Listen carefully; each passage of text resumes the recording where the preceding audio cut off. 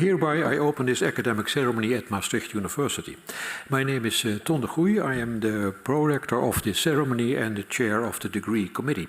First of all, I'd like to welcome our candidate of this ceremony, Mr. Ahmad Malkawi, and he will defend in public his academic thesis toward cultivating positive and sustainable weight-related behaviors among active duty military personnel in Jordan and the United Arab Emirates.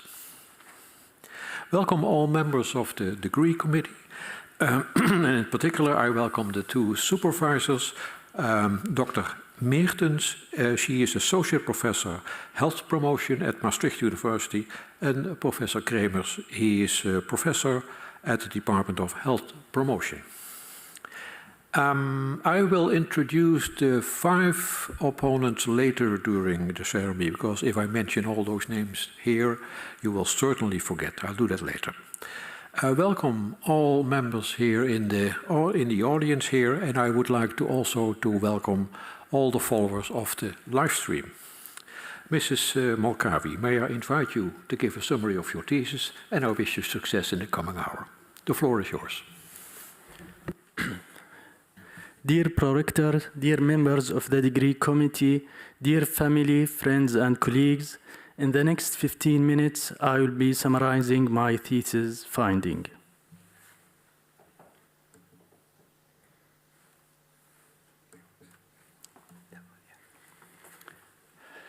Eight years ago, when I joined a weight management program in the United Arab Emirates, I was interested to implement impactful and evidence-based intervention. And then my PhD started. When looking to the problem of obesity worldwide, we can notice that it is a major public health problem affecting all countries in the world and a high percentage of people. The military is not immune. The same trend which is noticed among civilians is noticed among military as well. Obesity affecting all militaries all over the world and all military branches as well. Obesity is not a problem that's affecting the military readiness and physical activity, but also it's associated with many problems and diseases such as chronic diseases, injuries, and mental health problems. It also can lead to discharge from the military.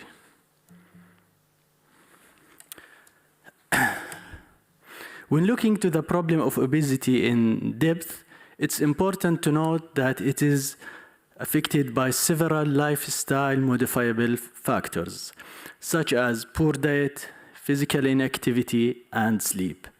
All these behaviors are a little bit more in the military. For example, poor diet in terms of low nutrient, high refined food among military personnel. Also, sleep is suboptimal. Military are not getting the enough sleeping hours they need to get. Also, high percentage of insomnia among active duty military personnel. Even with physical activity, where we can expect very fit military personnel, physical activity is declining by time among military because of technology enhancement and moving to admin jobs. It's important to know and assess all these behaviors and even the correlates and determinants of these behaviors in order to address this problem and finally help the military and military personnel to manage their weight and reduce the impact of obesity.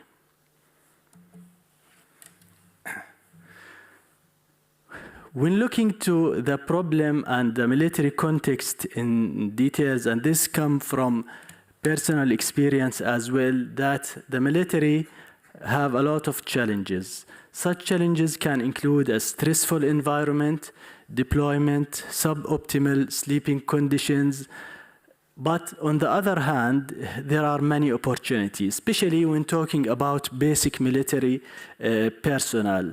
The military see these young people joining the military as investment. There is a chance for them to build a new healthy habits for them, and even imply and convey these habits to the whole community and civilian community. Reviewing the literature primarily, we can see that there are many weight management interventions implemented worldwide, but most of them and most of the research focused in the US and Europe. Few published studies found in the Middle East regarding these weight-related behaviors and even the correlates of these behaviors. Even there are limited research worldwide regarding the gender differences. So we can assume at first that there are some cultural and even environmental differences between the West, for example, and the Middle East. So we conduct our research. The thesis aims at first to assess global weight management interventions and even physical activity and dietary interventions worldwide to assess their effectiveness. Then we also aim to examine weight-related behaviors such as sleep, physical activity, and diet among basic military recruits and the determinants of these behaviors in Jordan and the United Arab Emirates. Then after that, we can come up with tailored and proposed intervention to tackle the problem of obesity among military, especially basic military recruits. The first study was a systematic review evaluating the effectiveness of weight management, physical activity, dietary interventions.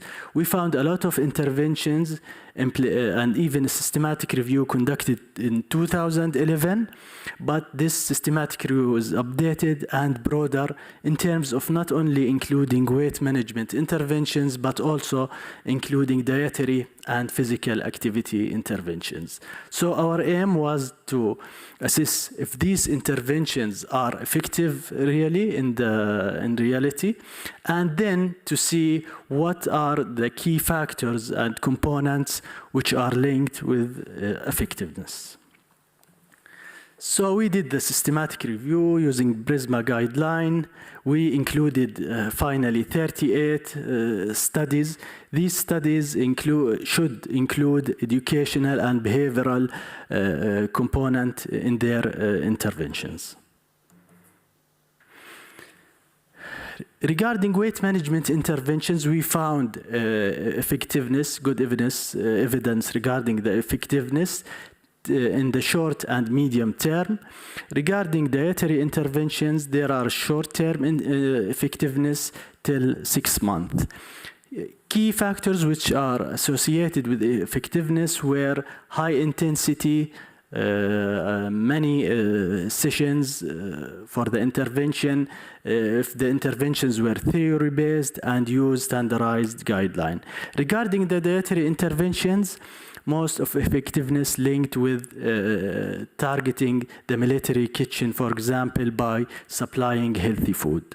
We couldn't find good evidence regarding physical activity interventions. So finally what we conclude that these interventions were effective in the short medium term. We found more evidence regarding key factors of effectiveness and what make these interventions effective, but also we recommended more global studies and interventions to be implemented outside Europe and the US and conduct long-term evaluation after 1 year. After that, let's take one more step toward understanding of one of the most important weight-related behaviors, which are dietary behaviors. And at that time, the first study conducted in the United Arab Emirates. To start, we conducted a cross-sectional survey that included 150 recruits. The study was in one military camp and only included male recruit. The study evaluated many dietary behaviors by self-reported questionnaire. Consistent with research conducted worldwide, we found high percentage of people who had unhealthy dietary behaviors such as sweet drinks, fast food consumption. On the other hand, much lower consumption of healthy food such as fruit, vegetables, and breakfast.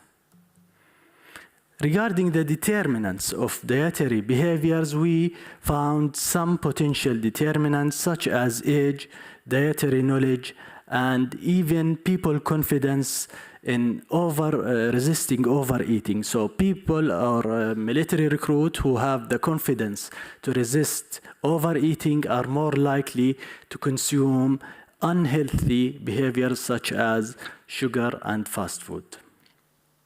So to conclude, results showed unhealthy eating pattern. Despite the sample limitation, we could recommend implementing behavioral change technique among this population at younger age. After the study of dietary habit, we took more in-depth steps toward understanding the remaining weight-related behaviors. And at that time, we moved to Jordan, so another country from Middle East, assessing another behaviors such as physical activity and sleep and the determinant of these behaviors. Some background, sleep is suboptimal among military in terms of short sleep duration, not getting enough sleep, poor sleep quality. But regarding physical activity also, it's interesting that although physical activity is highly regulated in the military, it's obligatory, but still military recruit can have different level of motivation. For example, they can be internally motivated or even externally motivated to exercise. So this study, these two studies in Jordan included higher sample than the study before.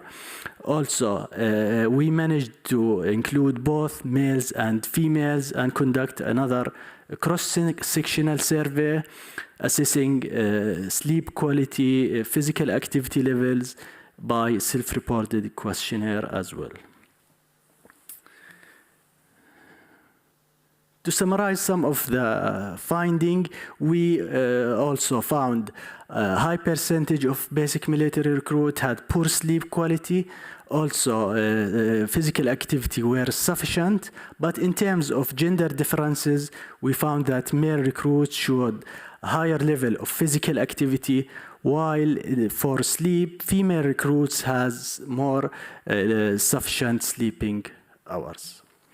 In terms of the correlates and determinants of sleep quality and physical activity, we found many potential correlates such as behavioral sleep hygiene practices for sleep quality, sleep knowledge also predicted sleep quality.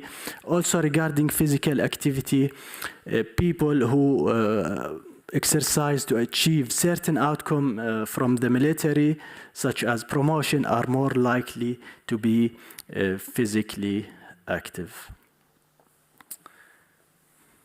After these studies, and to conclude, the main lesson was the finding didn't suggest that much differences in the military between the Middle East and the West. The most significant difference we assume is to be between the military and civilian. Regarding the strength and some limitation of our studies, we use suitable validated tools for assessing these behaviors among the military. The cross-sectional study designs considered enough. for that kind of study and to achieve our aims, we also had the chance to study different populations in Jordan and the United Arab Emirates. And we also managed to include both males and females and conducted gender analysis. We can recommend also to improve research in the future that questionnaires should capture more information about weight-related behaviors and can also include many other determinants.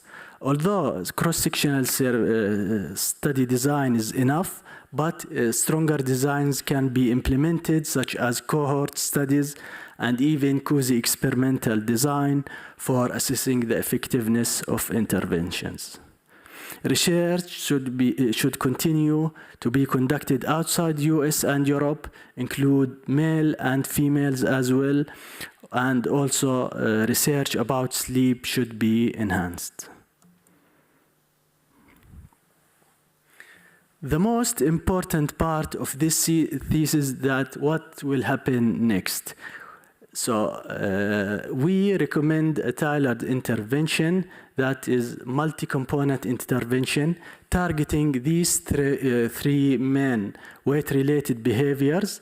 The intervention should address and be suitable to young population and should include two main important components.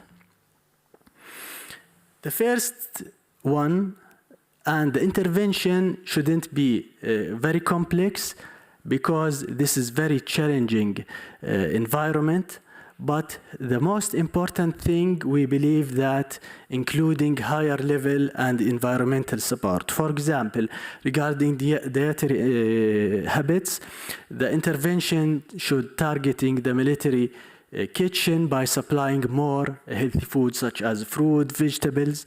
Regarding physical activity, the intervention should also create better environment which allow autonomy, allow basic military recruits to choose from different type of physical activity and allow them to select enjoyable kind of exercises. Also regarding sleeping environment, the environment should be suitable for them, allowing enough sleeping hours, bedding, temperature, noise, all these factors should be controlled to be suitable to allow for better sleeping habits. The second part of the intervention should also focus about awareness and information support.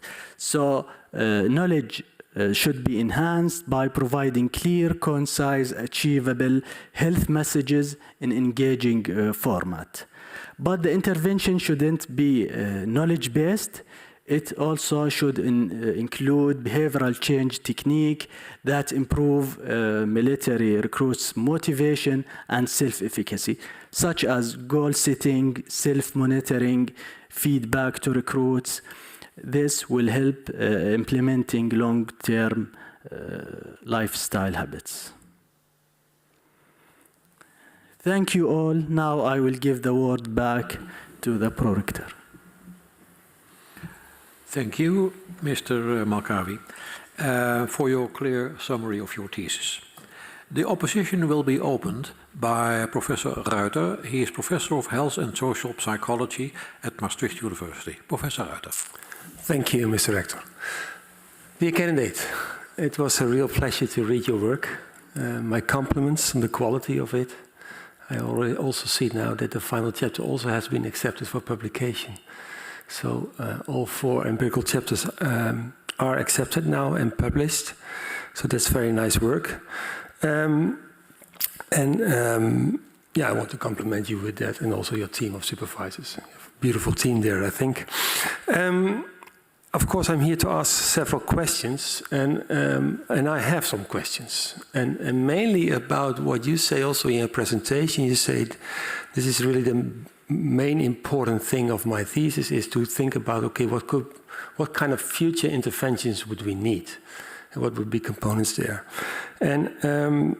but before I want to go there, I heard a sentence in your presentation, and that that I was just triggered by. I would like to hear a bit more about it. You say across the globe there's not much difference in findings within the military.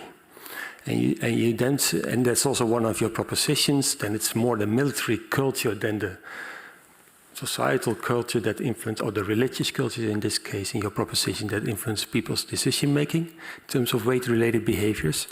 But you say the difference is more between the military and civilian culture, how you call it.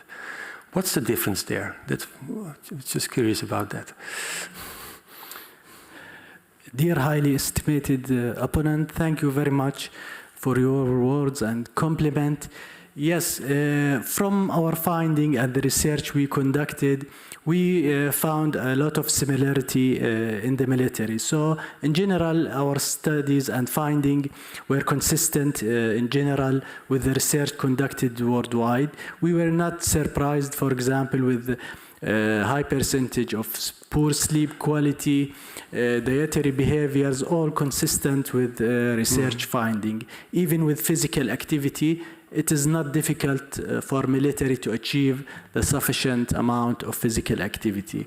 Yeah, in terms of the difference between the military and civilian, yeah, it's really big, we believe, big difference. And we can find it personally from working for several years among the military, that this military is like kind of very highly regulated, let's say, environment, and very strict environment.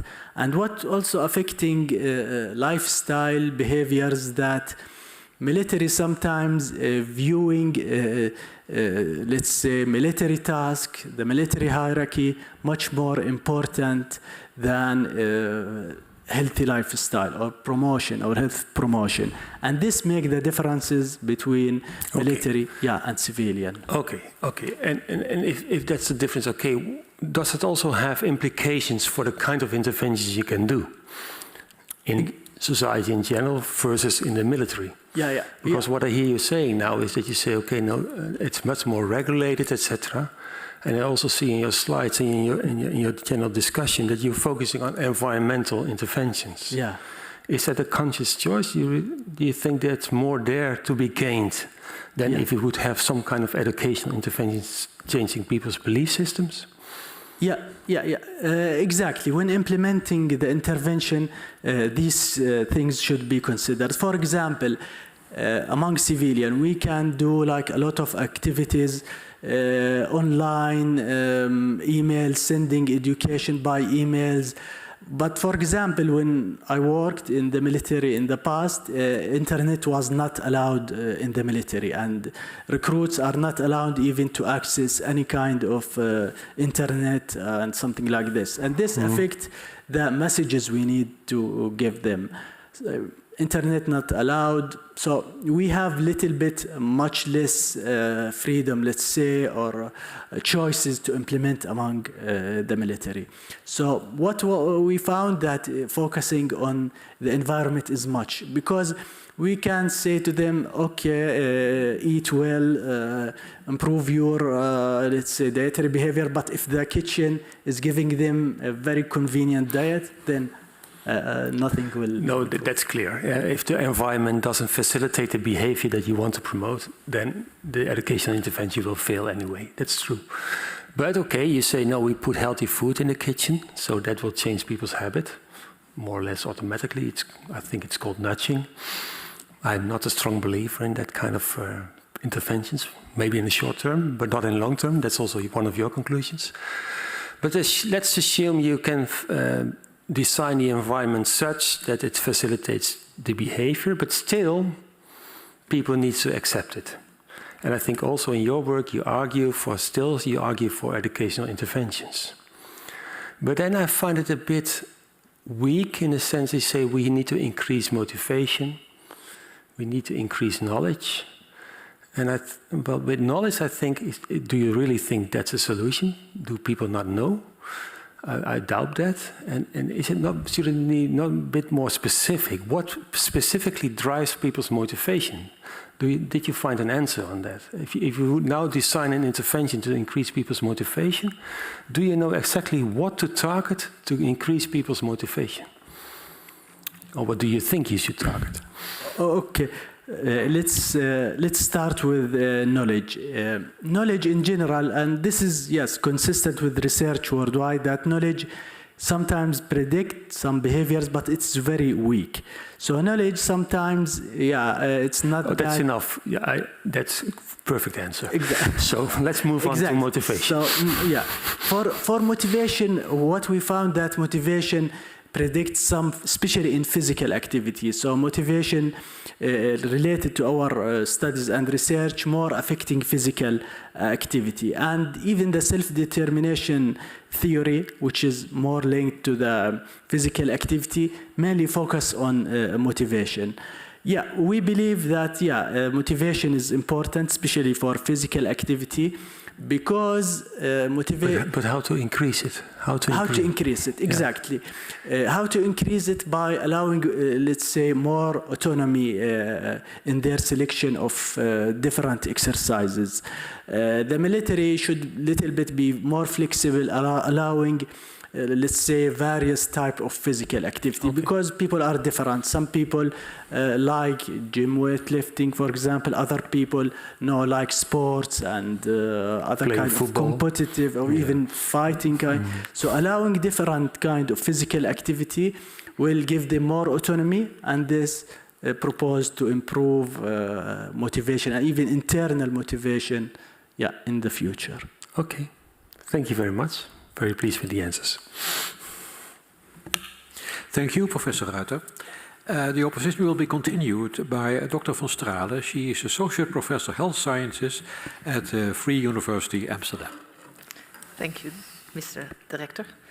Dear candidates, congratulations on this very interesting thesis. It was really a pleasure to read it, and I would also like to congratulate your team, your promoters, with this interesting thesis. And I would like to continue the discussion. I will specifically focus on chapter 5, on where you focus on sleep health. And well, like you already said, sleep is very important for our health, and you focused mainly on overweight, its relation with overweight, but it's also very important for your mental health and your brain health. And so it's very important for all of us, but I think particularly also for your target population, the military personnel, because they should be fit, they should be mentally healthy, and they should also be able to concentrate, for example.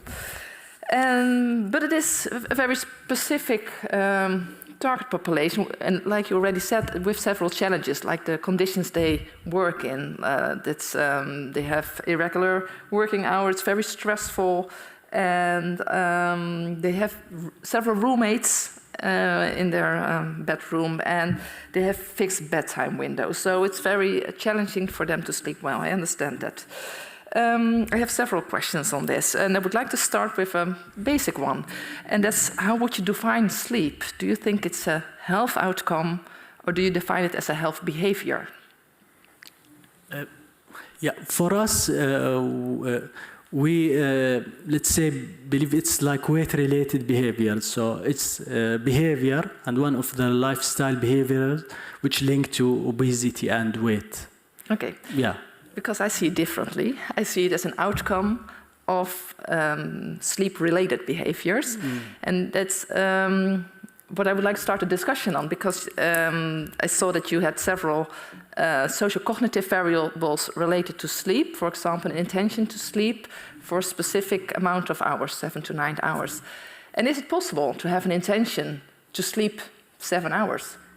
I totally agree that it's possible to have an intention to go on bed on time, to go to bed at 10 p.m., but it's an unconscious process. So are you able to have an intention to sleep 7 hours because you have no control on when you wake up?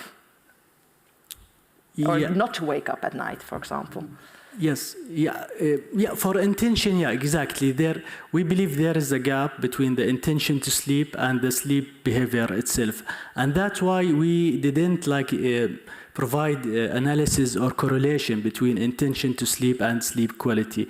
Because yes, we believe that there is mediating factors between them. So we didn't conduct analysis and direct correlation, but.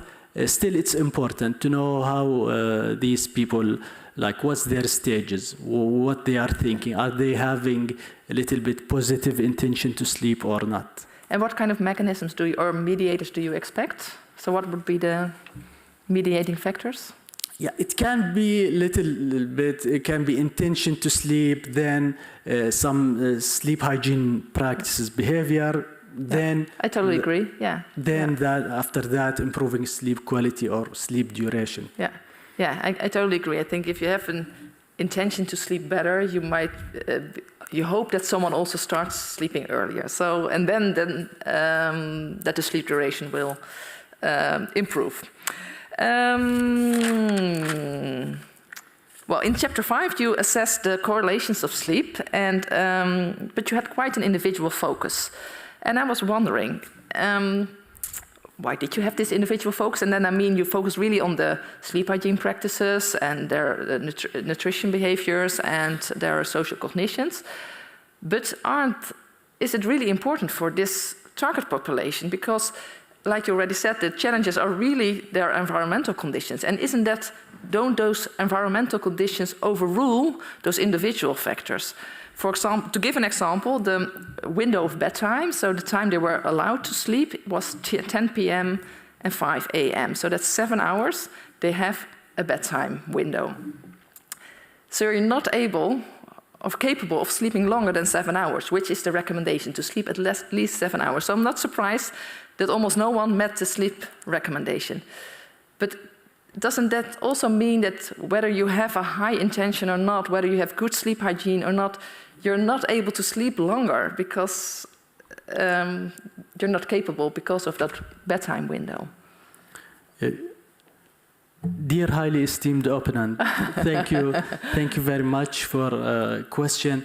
Yeah, I agree with you. Here there is kind of let's say, overlapping between sleep hygiene practices and the environmental issue of sleep. So, for example, when we say about bedding and going to sleep early, here it's for civilian, yes, it's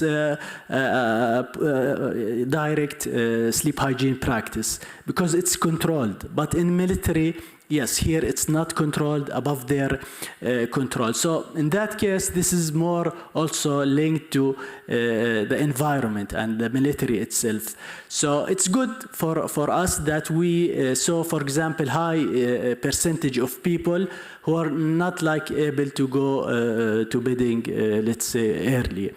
In that case, we can see that environmental support and even advocating for the military that this should be changed a little bit, allowing more space, for example, for them to sleep more, not just relying on education and knowledge to sleep early. Yeah, we can try with new policy allowing for more window. Yeah. No, I totally agree. I think for the intervention, that's a good recommendation. But I also mean for your research that you really chose to focus on those individual factors to analyze as correlates.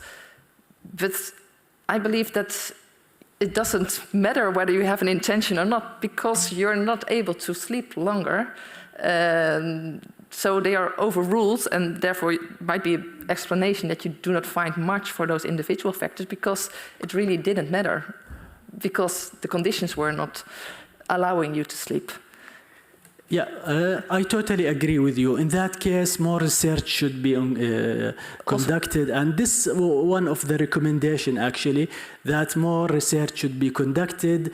For example, asking a questionnaire about the environmental, let's say, challenges they face when they sleep. So we can know exactly what kind of challenging they face. then it's not just personal level factors affecting them, but also more in depth about the environmental factor and how to change these factors. Yeah. I have still time, right? I would like to continue on the discussion you had with my previous opponent, and that's about the discussion of civilians versus the military culture. Because also on your decisions in Chapter 5, because you applied both the questionnaires that were validated for the civilians and also the sleep recommendations that is meant for civilians. And why did you choose those just so the regular recommendations and questionnaires, while you already knew probably that the military culture is different? And if you could do it again, what would you change? And I mean, do we need another sleep recommendation for military personnel? And second, do we need different questionnaires? And I specifically mean the sleep hygiene index. Yes. We decided to use, for example, the Atlas questionnaire. It is Arabic validated questionnaire. So it's Arabic, implemented at first for Arabic people, and it's suitable for young. It's only for teen people. So it's very suitable for very young people. So we decided to use, and we also found very research conducted about including this questionnaire in most of Arabic country, for example, and surrounding country. So we found it really suitable to start with. Always questionnaire and self-reported questionnaire not perfect. Always there is limitation and can be improved. Improvement regarding the questionnaire can be done in different way. Other, for example, self-reported questionnaires can be included. And even, let's say, assessing different aspects of the behavior itself. For physical activity, for example, we found it very important in the future to include question about voluntary and obligatory questions regarding physical activity. Still, recruits have the chance to exercise outside the military. Yeah, but now specifically for sleep, because I know I'm out of time, but do you specifically for sleep? Yeah, for sleep, for sure. Questionnaires can be much more improved. Assessing different aspects of sleep. Also can use objective kind of measurement, not just sleep reported. And also implement maybe a questionnaire suitable for military themselves. So this is kind of gap in the literature and can be improved. I'm out of time, but thank you. Thank you, Dr. van Stralen. The next opponent is not here, but he is present online. Dr. Al-Hamdani, he is assistant professor at Qatar University. Dr. Al-Hamdani, the floor is yours. Thank you, dear Proctor. Dear candidate, first I'd like to congratulate you for the great work that you've presented so far with a series of studies that have been published already. So that's a good accomplishment to start with. And also thanks to your supervisors who've worked, I'm sure, hard to guide you in this process. I have a number of questions that are related to different chapters, but we'll see how time treats us. The first is related to Chapter 2. So I believe that you recruited 18 to 20-year-olds in that study on physical activity correlates. How do you think the results will differ for older military populations, and why?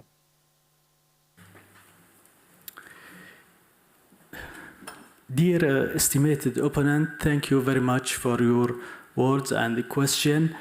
Yes, for physical activity study, we assist a little bit younger population. And these young people are like a little bit newly joining the military.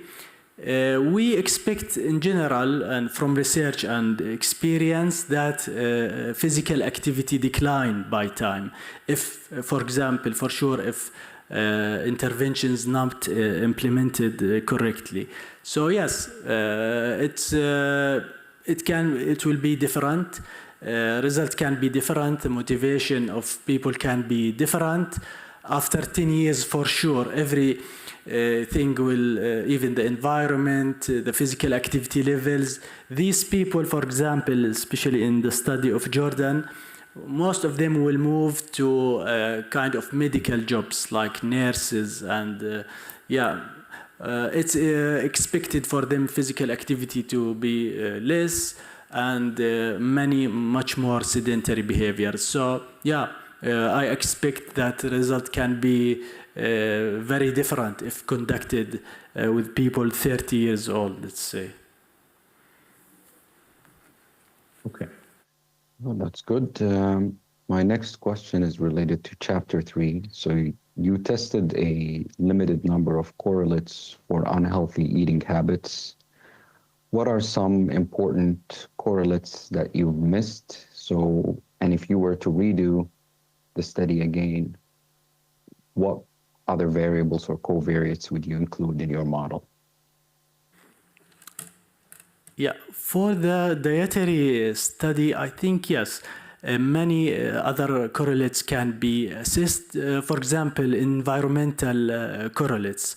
So a questionnaire can be just for environment. How do they perceive the environment? Are they supporting the eating habit in general? This is one. And another one about we assessed actually self-efficacy, but also, for example, self-regulation also, which is linked to motivation, can be also assessed in the future.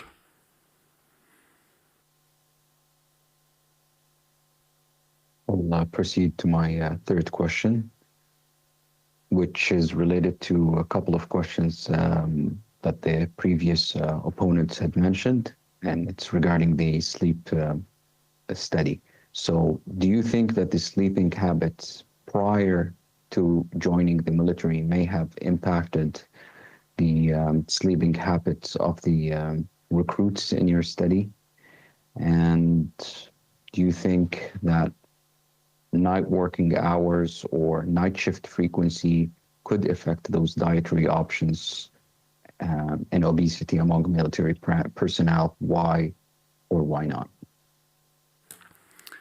Yeah, regarding the first section of the question about their prior habits before attending the military, yes, they can affect, because they are young people. They have very different kind of habits. Sometimes sleep very late, especially before like age 18. I expect very different sleeping habits. But also I believe by time and when joining the military, these sleeping habits will be moderated, because for example, in the United Arab Emirates, the basic military training is very intensive. So, always they are busy. They do specific military stuff. They have certain time of sleeping. They should use this time. So during the basic military time, I believe, a few weeks, they will have a different, especially in sleep habit. And their past sleeping habit will be a little bit improved even by time. Yes, can you please repeat the second part? The second part, do you think that night working hours or night shift frequency would affect dietary options and obesity among military personnel? If we talk about the basic military training itself, when they come to military, it's very highly regulated environment. Sometimes they do like night shift, and this is intended from the military, that they do sometimes 24-hour continuous military task or shift. And this for sure affects the dietary habits. And at that, also what we found that the military also provide them with certain kind of packaged food, and sometimes this food is convenient food, Yeah, and finally, this will affect for sure the dietary habits, and this also related to the environmental support that we should recommend the military when they do certain kind of military task to do the packages, for example, to be healthy rather than convenient food. No, that's a good answer. And especially if you think about also the biological changes, hormones at night versus daytime, and how that might interact in terms of affecting obesity. There's probably something out there. I have a question, and depending on how much time you have, answer it as much as you can. It's based, and it's general, based on the reading, search, and analysis of studies that you've done for your dissertation. What are some environmental interventions that you would precisely select for the military populations? Think about it from the angles of feasibility, cost effectiveness, and return on investment. I give a short answer, please. Sure. Yeah. Personally, I believe that this environmental support kind of intervention is very cost effective to the military, because already there is something done in the military. Even in Jordan, United Arab Emirates, there are many dietitians. They are work with the military, helping them to cook many healthy food choices. So in that kind, we need just more support and improving the meals and including more healthier options, for example. Given the time, that would be it. Thank you. Dear candidate, over to you, dear pro-rector. Thank you, Dr. Al-Hamdani. The next opponent is Professor Savelberg. He is Professor of Evolving Academic Education at Maastricht University. Professor Savelberg. Thank you, Mr. Pro-Rector. Dear candidate, also my congratulations on this very nice work. It was really a pleasure to read it, and also like to involve your team in the congratulations. I had a lot of questions about it, and I think that's a good sign, and that makes a connection between us. And what I would like to start with I have mostly questions about chapter 4, with the concept of the metabolic equivalent of a task, MET. And when I read your text, sometimes, I was a bit confused. Sometimes they use it as a measure of the level of activity or intensity, and sometimes they use it as energy expenditure. And also, when I look at the units that you use, it's not always clear. Sometimes you say it's METs per week, or you mention it METs.minutes/week, or METs/week, and sometimes there is even no unit. So please, can you explain to me how you used METs and why you used it? Dear highly estimated opponent, thank you very much. Regarding physical activity, for physical activity, we assess physical activity in two ways. The total minutes of performed physical activity performed by recruits per week. This is the first one. And the second, let's say, variable, it's the total minutes of physical activity. The total minutes of physical activity performed per week as well. So we have kind of two different variables for assessing physical activity. Total minutes alone doesn't reflect intensity, but it's also good in terms of knowing that people achieving, let's say, the minimum number of minutes of physical activity. But also METs can give us more about the intensity of physical activity. So we use both of them. And the METs also reflecting of energy expenditure, because the more intensity of physical activity, the more energy expenditure by the target group. Okay. So we have two variables, both assist for physical activity. Thank you so far.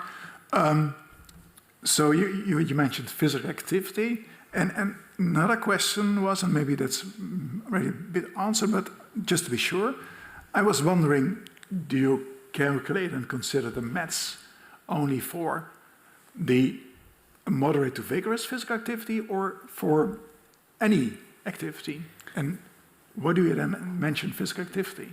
Yeah, the physical activity we measured consider all type of physical activity. So even low, moderate, and highly intensity physical activity, because the questionnaire was very elaborated, asking them about different kind of sport. So, and exercise, sport, fighting, even brisk walking, kind of swimming. So the questionnaire was very elaborated and contained all type of intensity, even low, moderate, and highly intensity physical activity. Okay, thank you. You already mentioned questionnaire, so that was my next question. You used the questionnaire, but by using a questionnaire, it's very subjective. And they're very nice and easy to use tools to objectively assess 24/7 physical activity behavior, activity monitors. So why did you choose for a questionnaire and not for this kind of activity monitors, which would give you much more information and more objective information? Yeah, for sure, objectively measuring physical activity will be much better and give us more, let's say, bigger picture about physical activity level. But also, it's very challenging in the military. It's very challenging environment. So any equipment need to be used for military. There is security check. For us, it was very limited to do such objectively measurement, but also this can be done in the future once the resource is available, and for sure it will give much better understanding about physical activity. It can be as one of the limitation about measuring physical activity in our study. Okay, thank you. Going to one of the results in chapter 4, and what I think is very surprising is that when you look at the relation between the amount of physical activity, you find a positive relation with amotivation, and amotivation is the motivation that you say, well, I really do not want to do this.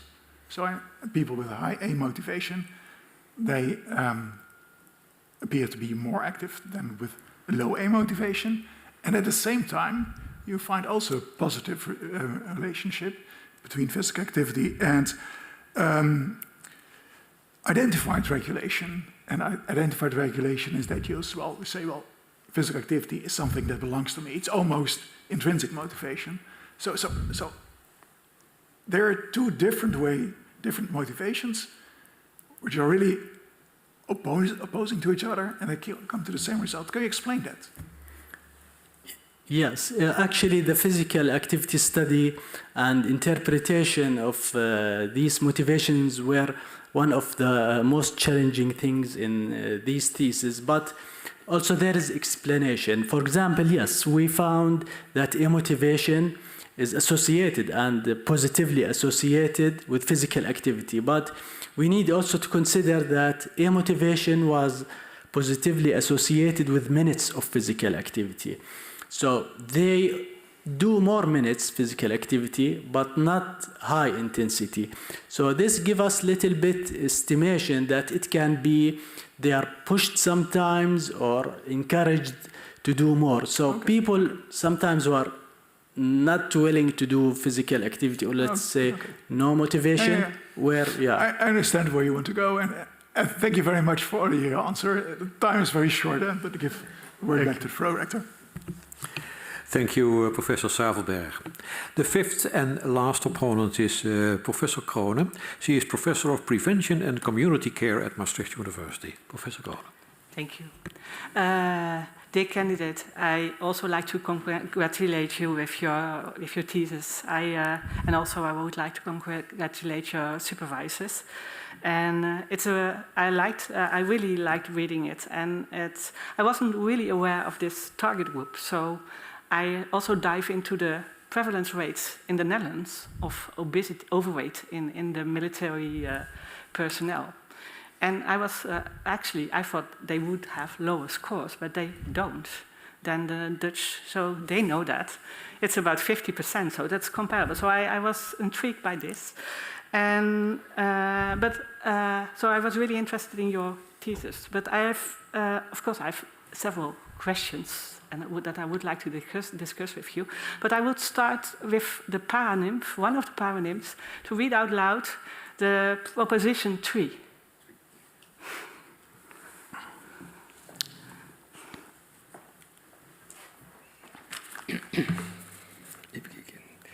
There is limited data on gender differences and the factor influencing weight-related behaviors, despite a growing number of women entering the military worldwide. This thesis. Thank you. That's several of my questions about these gender differences, because in chapter 4 and 5 you actually looked at these sex differences, and I was intrigued by that. I also intrigued because you had quite some women recruits, female recruits in your sample, and the first thing that is remarkable is, of course, maybe it's not remarkable, but is the differences in physical activity and in the intensity of physical activity between female and male recruits. And I was wondering, and that I would reflect on. I would like to discuss that with you. What do you think? What's the most important reason for this difference? Is that biological? Or is it maybe more gender-related, so more social or cultural because of women, female-male differences? So how would you think? What do you think about that? Dear highly estimated opponent, thank you very much. For physical activity, it was not surprising that male recruits have much higher physical activity levels. This is consistent, I think, with research worldwide, and even in the Middle East, among civilians, this is very clear to find that males do much more physical activity due to different reasons, cultural, different reasons. But what I think that during the last years, there are more accessibility for females to exercise more and do much more physical activity, which is opportunity to little bit close the gaps. But for me, it's kind of more cultural reason that are the reason why male perform more physical activity than females. Yeah, but then because that I also thought that might be the reason. I also know from my own research that's a quite cultural aspect with women doing less physical activity. But then I was intrigued with the chapter 5, because in chapter 5 you look at sleep quality, and then this physical activity intensity seems to be related in female recruits with lower sleep quality. So, but not with men. So I was wondering, so how does that work? Because then if they are higher physically active, with a higher intensity, then they had a lower sleep quality, but that wasn't the case with men. So could there be a biological process in that? I was wondering. So I don't have the answer, but maybe you have. For me, it's difficult to come up with a conclusion about that. It's kind of statistical when doing correlation because of maybe certain reason, variation among the variables. So it was like correlated with sleep quality and among female. But also, this doesn't mean that females, for example, have more, let's say, myths or perform more physical activity. It's just kind of correlation. Anyway, this area can be recommended for more research to know. When we review also the literature and the relation between sleep quality and the intensity of physical activity, it's highly debatable, and there are many other factors that affect the time of exercise they do. Is it in the morning? Is it at night? there are different factors. So yeah, it's difficult to come up with conclusion, and yeah, more research needed. Yeah, I think so. I was really intrigued by this finding because we don't see it in the mill. And then the other difference that you found is, of course, in the external motivation between the male and female recruits, and then you discussed that maybe in the female recruits it might be that they more external motivated because of social and aspects. So I was thinking, what would that mean for an intervention? For what would this kind of external motivation mean for interventions that you would like to? Yes, for females. Yeah, from the results, it seems they are more externally regulated to exercise and more motivated to exercise due to shape, achieving certain shape. And this is also consistent with the research worldwide, so it was not surprising. Yeah, interventions need to address that. This can be good at starting point to improve physical activity, to address it, to accept that, yes, they are doing physical activity for achieving, let's say, external motivational factor, but also by time it's important to change and to internal motivation. So yeah, interventions by time need to implement activities as mentioned before, like autonomy of physical activity, in order to help them to reach, let's say, more regulated and more internally motivational levels to exercise.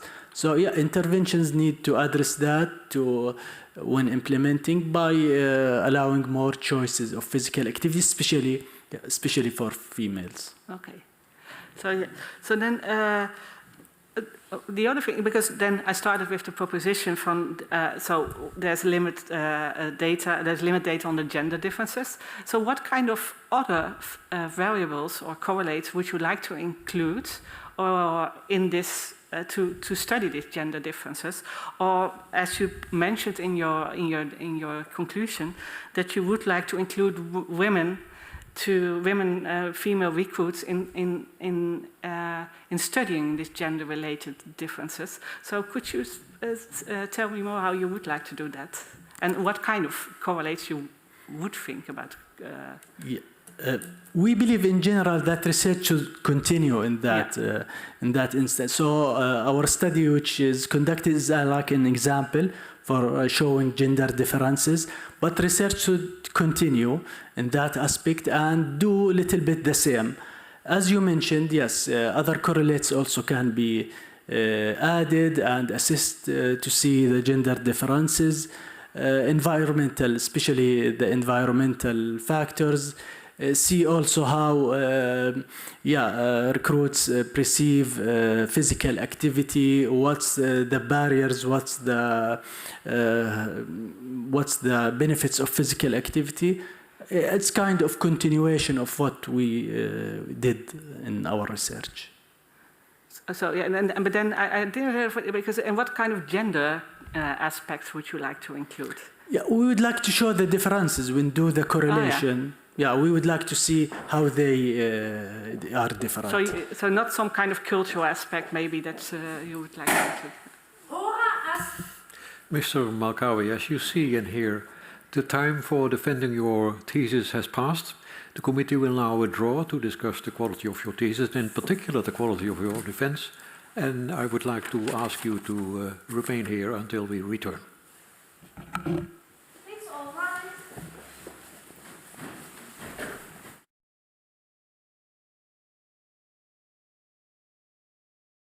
The PhD defense has now ended. The degree committee will debate the candidate's performance behind closed doors. This process usually takes about 10 minutes.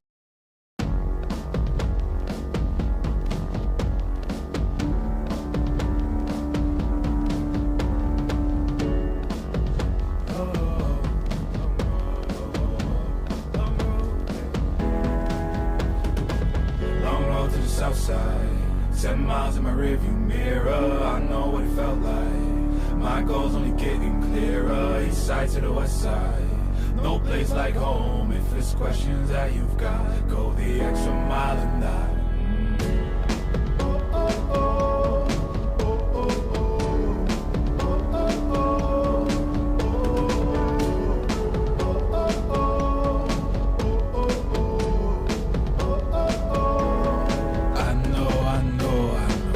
On the line, I know you know that I can't read your mind. Years can't fly by now, don't waste all your time. Cause I'll go the extra mile. Long road to the south side, 10 miles in my rearview mirror. I know what it felt like. My goal's only getting clearer. East side to the west side, no place like home. If it's questions that you've got, go the extra mile and die. On the dash, got my laces tied. Long road, I don't waste no time. Break rules because fate decides. With the team and we chase the light. I make a move, fall down, shake it off. I hate to lose, bad branch, break it off. No room for negativity, praise and love. Prepare for deep part cause we're taking off. Get the mileage, traveling so far from home. Gathering knowledge, other connections. I put the time in to get everything I ever hoped for. It's a challenge and we all in. It's a better future that we go for. And even though these nights seem long, I know that I am never on my own. Know you've won the battle once you've grown.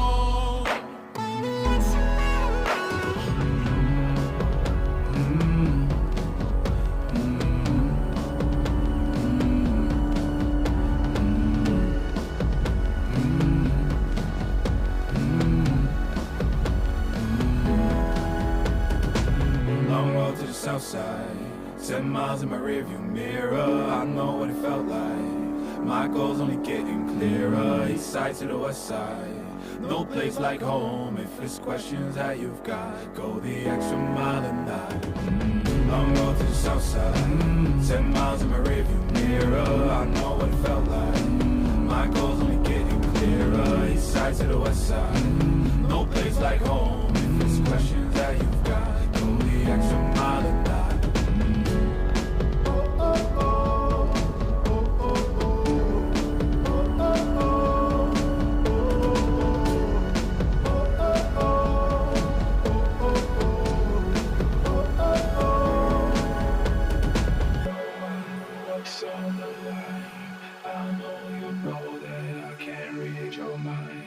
Years can't fly by now, don't waste all your time. Cause I'll go the extra mile.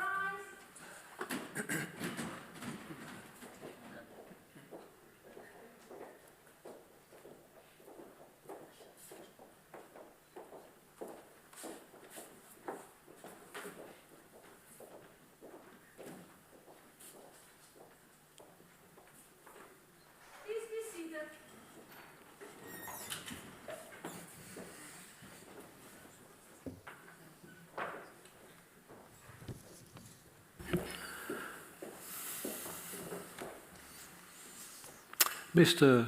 Ahmad Malkawi. The degree committee here present, and not only here but also online in part, has assessed the quality of your thesis and in particular the quality of your defense. And in view of its positive verdict and of course taking into account your previous qualifications, the degree committee has decided to grant you the degree of doctor.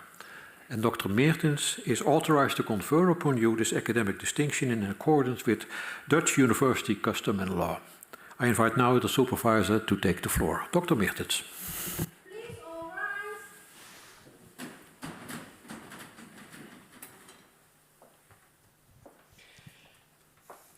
Do you promise to work in accordance with the principles of scientific integrity at all times, to be careful and honest, transparent, independent, and responsible?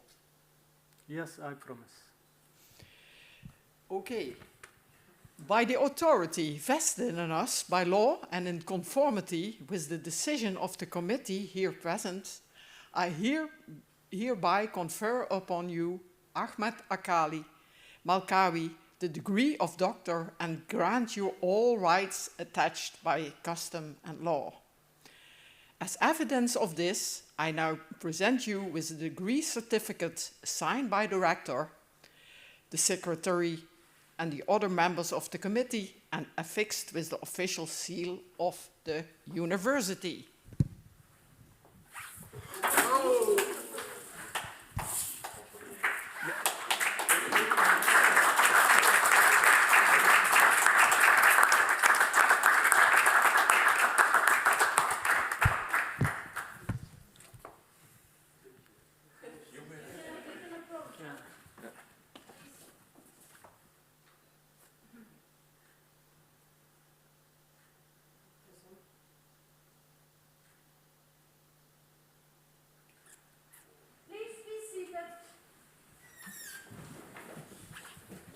Take care of it, better than I did.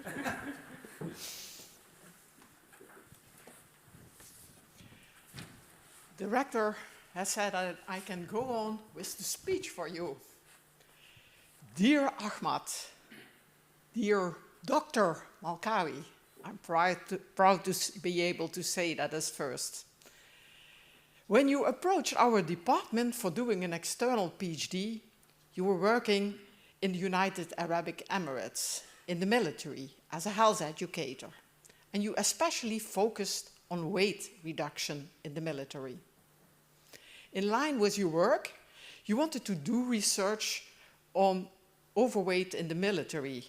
At that moment, a fit and healthy military did not seem that relevant back then to Steph and me, but now it does, and that's a pity in a certain sense. We were then mostly interested in that subject because of the individual military people and maybe their families. But anyway, we decided both to accept you and never regretted it. Then the process of actually doing the research work was started, and I think you were rather surprised that it took that much time, scientific rigor, analyzing, rechecking and rewriting. And that already became clear in the first paper, a systematic review, where also Esther Sleddens, then a colleague of ours, was involved in. And you had to do all that work for your PhD next to your real job. And Arabic is your mother language, and although you speak English very well and write it as well as possible, it is something different than the Dutch and English are more connected than Arabic and English. But okay, there was also an advantage for you, but you could at least arrange these study participants in the military, and that would have been nearly impossible for outsiders. However, working with a research population in the army also had a clear disadvantage. In the Emirates, it was very complicated and time-consuming to get clearance, security clearance from the army before you could submit the paper. I think for the second paper there, it took 1 year and almost 1.5 years. And then you decided that it's really too much for me. And you even decided to leave the data there for what it was and got a new data in the Jordan army, a bit comparable. And that was, especially for you, that was really a challenge, really following these exact military procedures and so on. And that was certainly not your hobby, all the details and strange procedures. For who it is a hobby, I don't know, but for me, certainly not. But you had to practice a lot of following procedures, also in detail, both in the military and also in the last phase of the PhD.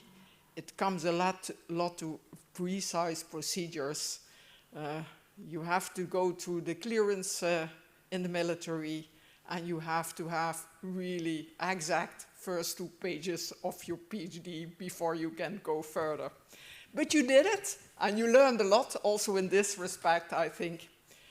And on a more personal note, Stefan, I really like to work with you. Among all your virtues, you have good analytic and writing skills. And you are very sporty as well.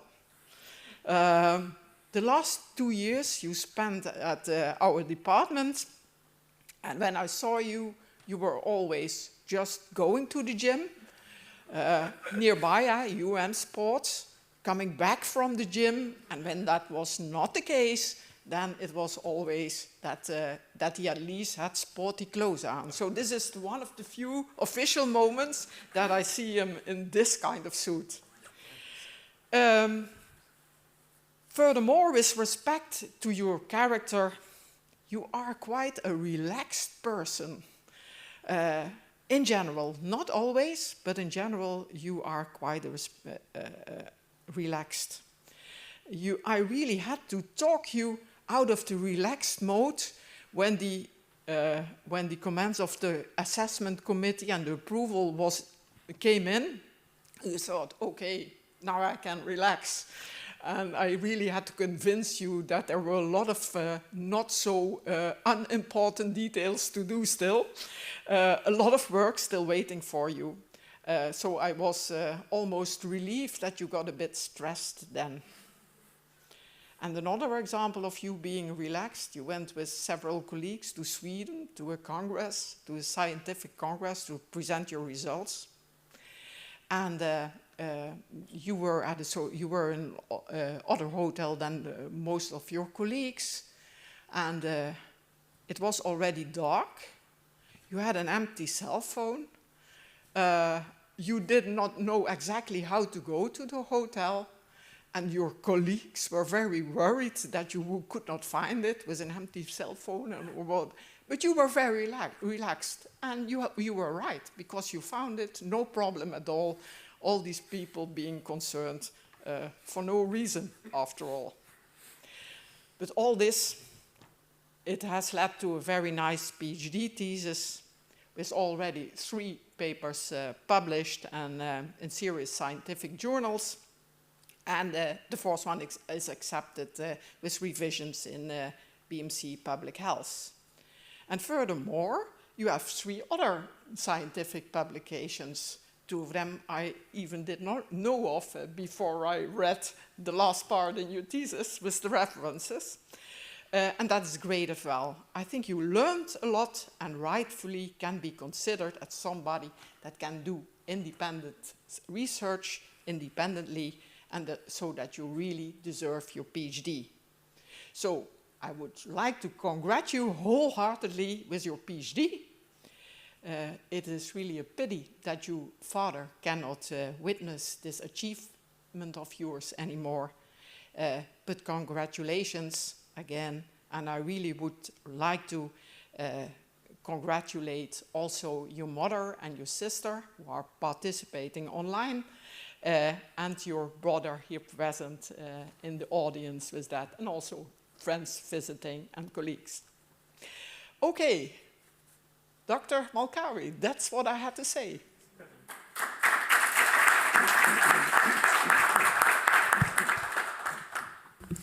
Esteemed Dr. Malkawi, dear Ahmed, it's my pleasure to congratulate you with your doctorate, and I congratulate you also on behalf of Maastricht University.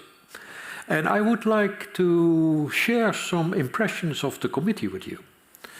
We have read a good thesis. It was well written, it was a pleasure to read it. And we also appreciate taking into account the conditions, how you performed your studies. We appreciate the way you handled this during the time that you did your PhD studies. And also we have seen that your several, and I think, I forgot the number, but there are quite a number of articles published in scientific literature. So I congratulate you with that.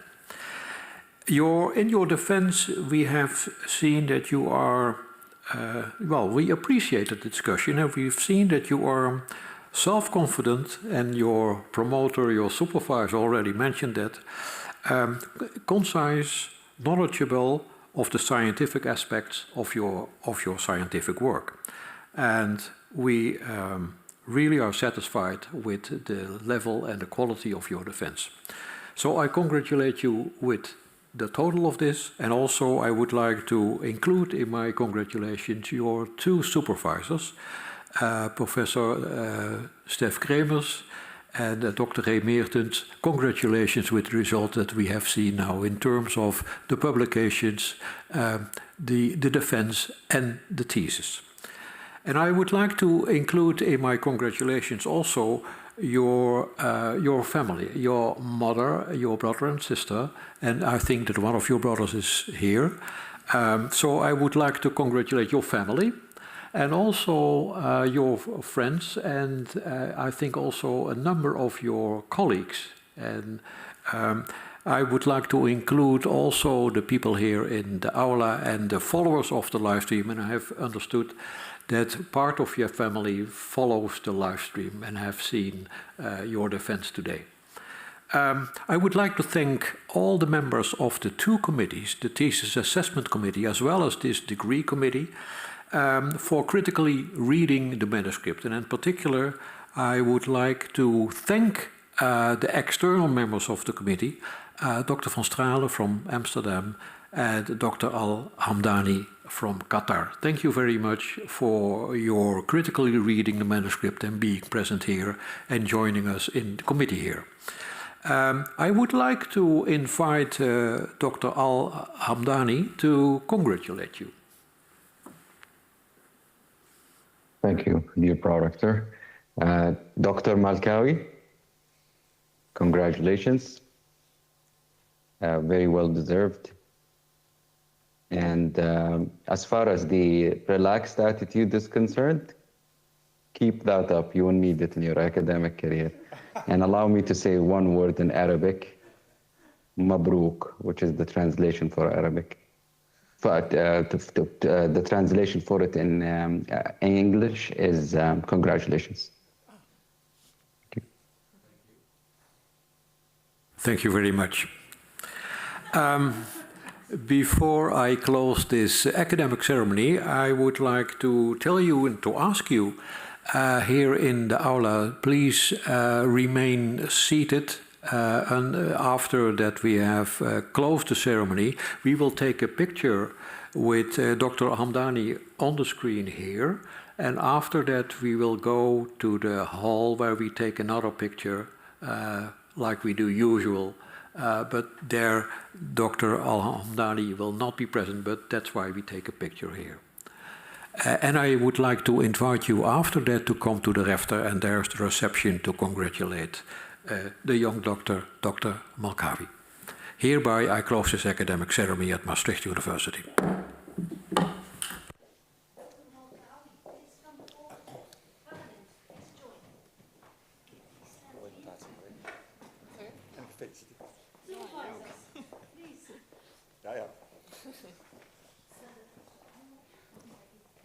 Ja, dan wil ik nog een beetje in beeld gaan staan. Hier gaan links staan voor Stef.